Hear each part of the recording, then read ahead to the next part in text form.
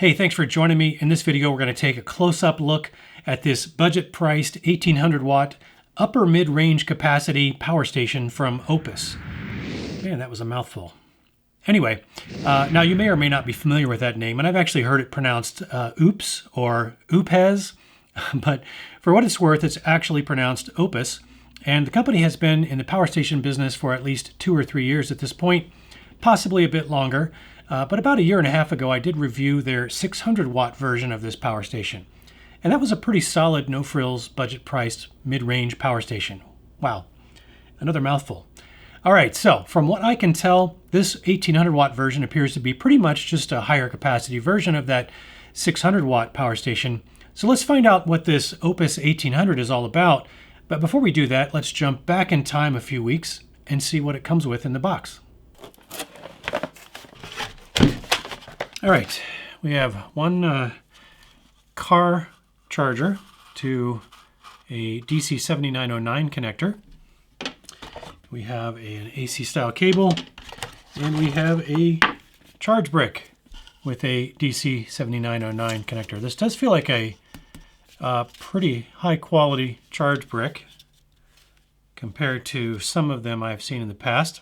So this is a 200 watt charge brick. We'll have to see how long the charge times are actually on this from AC, and whether or not it can dual charge with AC and solar, for instance, or maybe even Type-C inputs. We'll find out all that. All right, there's the main unit. I think this is a little over 1400 watt hours. We're not going to get into all that just quite yet. So 1800 watt portable power station. This is the user guide. Yeah, I'll go through that and compile the specs.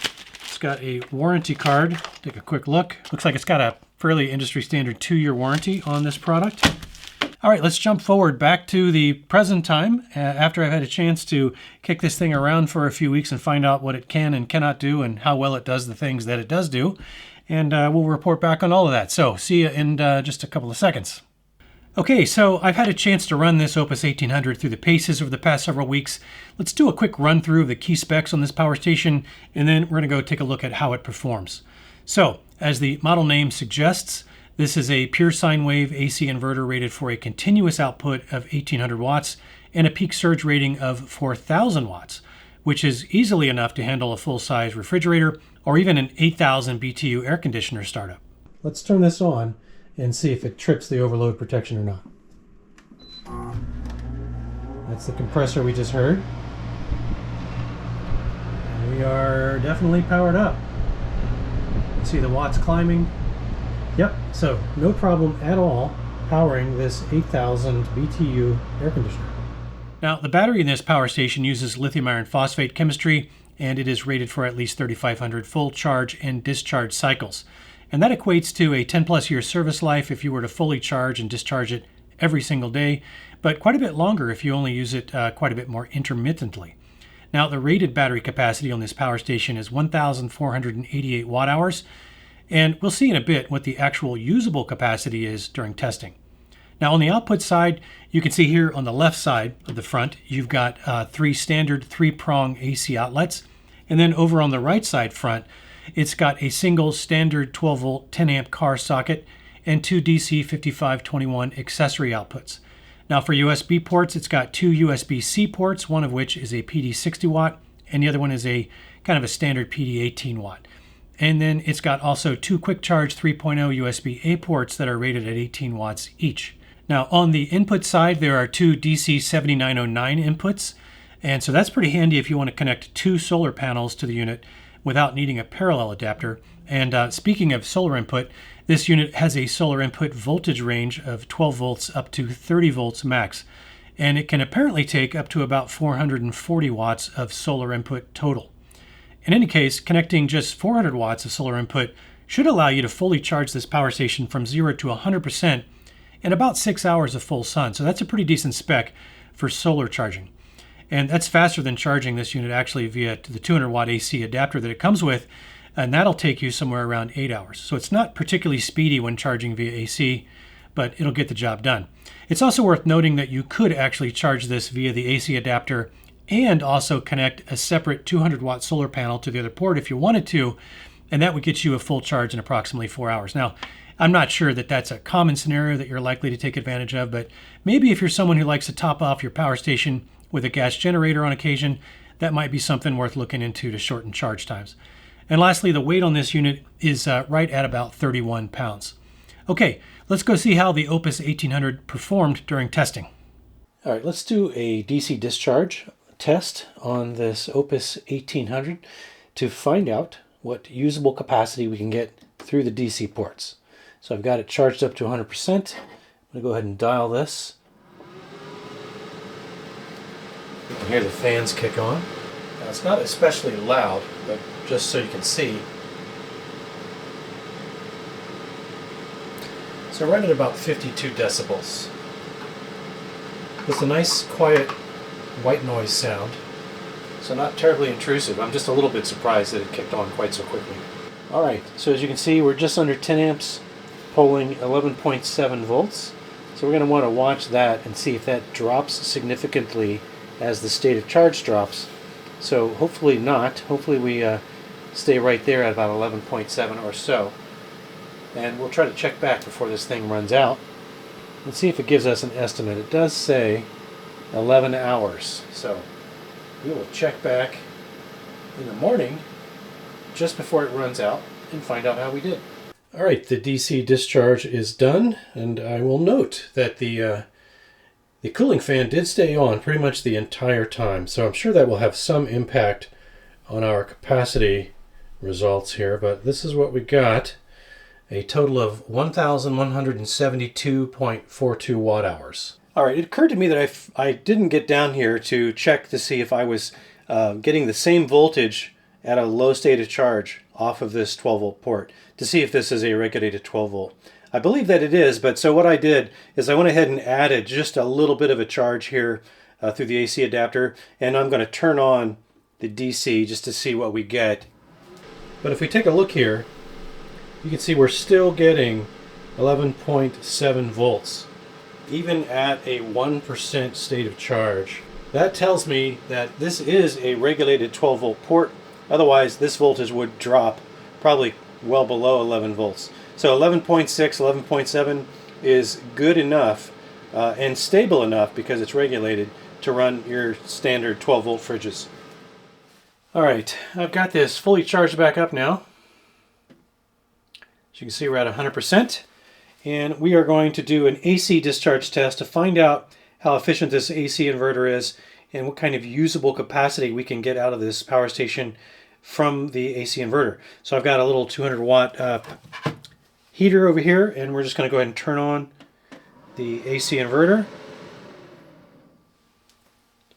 And we will turn on the heater. That will probably kick off the fans here shortly. Okay, you can see the fan indicator right there.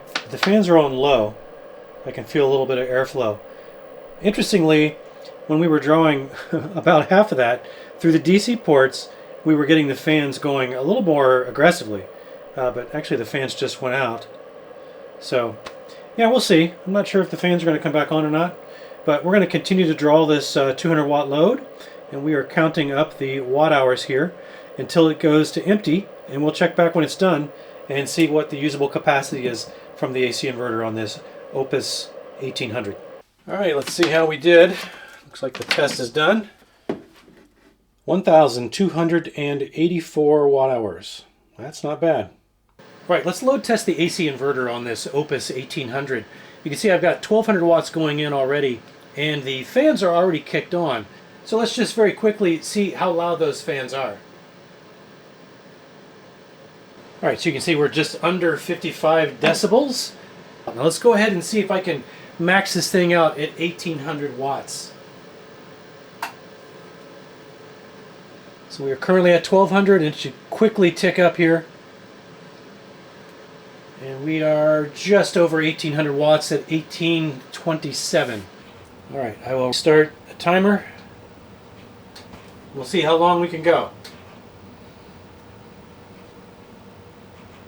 Alright, so in less than a minute we got an E001 error, while only being, what was it, maybe 15 or 18 watts over the 1800 mark. So let me go ahead and stop that. So we're going to reset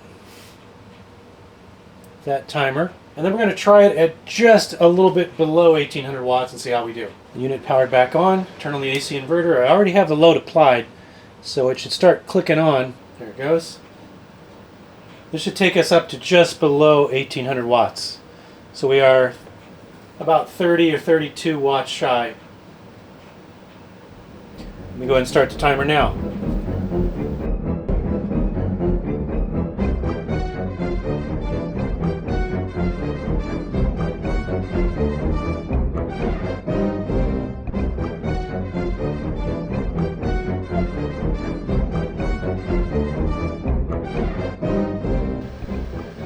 Alright, we just hit 15 minutes. Definitely we can handle that continuous draw at about 1750 watts. And definitely if we go over 1800 watts by even a small margin, it will cut us off in less than a minute. So I'm going to go ahead and stop the timer. One thing that I do want to try, this has a surge capability for just a split second to enable a compressor startup, for example, of up to 4,000 watts. So that's a pretty high number. I don't think I have 4,000 watts to throw at this, but since we're already at 1748, let me go ahead and throw another 800 watts at this for just a split second and see if I get an overload error. So that was literally for about a half a second. So it does appear to have a surge well above 1800 watts. I'm not really able to test for a 4,000 watt surge, but certainly even what we've seen now is plenty to allow you to run even maybe an 8,000 BTU air conditioner if you wanted to, and it would handle that startup just fine. So yeah, load testing definitely confirmed, and we also confirmed in the process that there is not very much overhead on that 1800 watts in terms of continuous load. You really have to treat that 1800 watts as a hard limit. Alright, next we're going to run a test and find out if this is capable of an unattended solar charge where you plug the solar input in and it will automatically begin charging on its own when the sun comes up in the morning. Now it is just after sunset, actually it's about an hour after sunset right now, so we're not going to get very much power at all. However, if you look at the manual, it says the maximum input voltage on this is 30 volts. Now it's capable of up to 400 watts of solar input, and I have multiple 200 watt solar panels outside. Now what I did was, since I can't connect them in series, because these 200 watt solar panels from Bouge RV have a voltage open circuit, or VOC, of about 21 volts. So if I connect them in series, I'll be at about 42 plus volts potentially, and I may damage the charge controller since it has a max of 30 volts. So I had to get a parallel connector and connect two of those 200 watt solar panels in parallel so that the voltage remains about 21 volts maximum, and that will increase the amperage. So I've got those coming in here on an adapter cable to this DC 7909. Like I said, it is after sundown. It's not pitch dark though, so we may get a little bit of voltage. Let's see what happens here. So not enough power to turn the unit on, although I can hear it trying to start. So we're right at that edge where the unit is detecting voltage from here, from the solar input, but it's not enough to do anything. So we're going to leave it in this state, and we're going to come back in the morning, and we've got hazy wildfire conditions. We've got overcast with a chance of rain tomorrow morning, so we're not going to get much. But that's okay. For this test, we don't need much. We just want to see that even under a minimal input from solar panel, will this thing automatically start charging itself in the morning? So we'll find out. All right, it is just about 7:15 a.m. and I'll put a picture up here of the current sky conditions. As you can see, the sun is totally obscured behind a tree, so we really have nothing but ambient light. But let's see what we're doing here. I do see the power light kind of pulsing. See, we're bringing in 11 watts. So this thing is charging even at a minimal input with no interaction from me. So it did automatically begin charging this morning. Yeah, so unattended solar charge in the morning definitely works. All right, now another common use case that I like to test for is being able to both solar charge while outputting an AC load from a power station. Not all power stations allow you to do this. Most do, but some don't. Rock House is one in particular that typically does not allow you to output via AC, and now it will allow you to output via DC, but not AC while the unit is actually being charged. So we're going to find out if the Oupes 1800 will allow us to be charging, which we are currently doing. I'm only getting in 32 watts right now because, well, that's why. but we are getting a charge. So let's find out if I were to plug in my little handy jump starter here.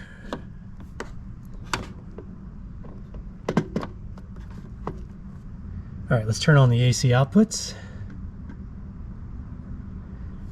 And let's see what's going on over here. You can make that out. We are definitely charging. So let's see, we're only outputting 11 watts output, 41 watts input. And again, I'm not sure how well that comes out on camera. These displays are notoriously hard to see, but that does confirm that we can definitely be AC charging while we are solar charging. So in this case, we can be AC outputting, so with an AC load, while we're inputting via solar. So that test definitely passes. Okay, as you saw, the Oupes 1800 performed well in our test. That usable capacity test on the DC side was a couple percentage points lower than what I would say is the average, but the usable AC capacity was actually slightly above average. So I think in combination, it's kind of a wash, and it puts it squarely in the middle of the pack. I did also test the AC inverter no-load draw, and if you leave the AC outputs activated by accident, say, it'll lose 1% capacity per hour just by having the AC inverter activated. And that's actually a pretty decent number, and it does not appear that there's an auto shutoff on this. So you want to be aware of that and make sure you don't actually leave it on, because it'll continue to leak that 1% of capacity per hour. So this unit did pass my 24-hour intermittent low-power DC fridge test, which is not really surprising since it doesn't have an auto shutoff feature, so you don't really have to worry about it going to sleep mode when your fridge is idle for long periods of time. Now, I also ran the guitar amp test on this to see how noisy the AC power from this inverter is, and I compared it to grid power. So let's take a look and see how that went.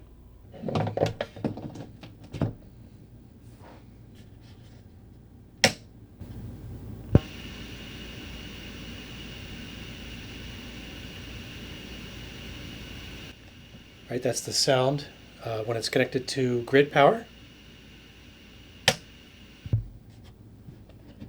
Nice and quiet. Now let's see if it's also nice and quiet when we connect it to the AC inverter.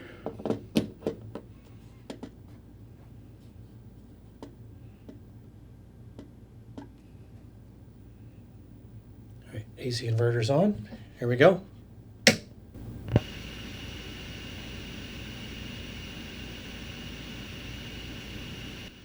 Also nice and quiet.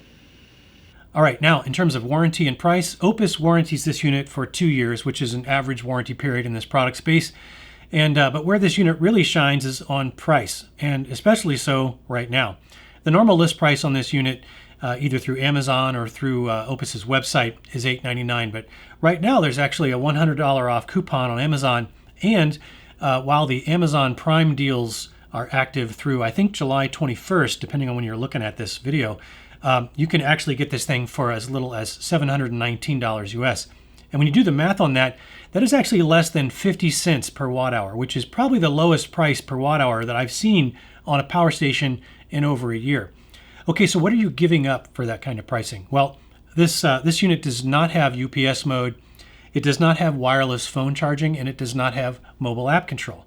And if you haven't seen it, I did a video very recently talking about what to look for when buying a portable power station, and I'll put a link up here in the corner if you want to go check that out. But one of the things I mentioned in that video is that for most people, UPS mode, wireless charging, and mobile app support are more of a nice to have and not necessarily a need to have kind of a feature. So if those things don't add much value for you on how you intend to use a power station like this, then you're getting a heck of a deal at this particular price point.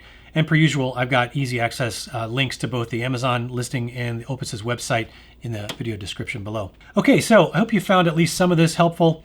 And if you did, please consider clicking on that like button for me. I would really appreciate that. And if you're not already a subscriber, maybe consider subscribing. Subscribing? That's a word. And if you're not already a subscriber, maybe consider subscribing as well. I've got a bunch of cool tech and DIY projects in the video queue, and maybe you'll find some of those or some of the other videos I've got on the channel helpful in some way. So with that, I do offer my sincere thanks for watching this video, and I do hope you'll consider joining me for the next one. Until then, have fun out there.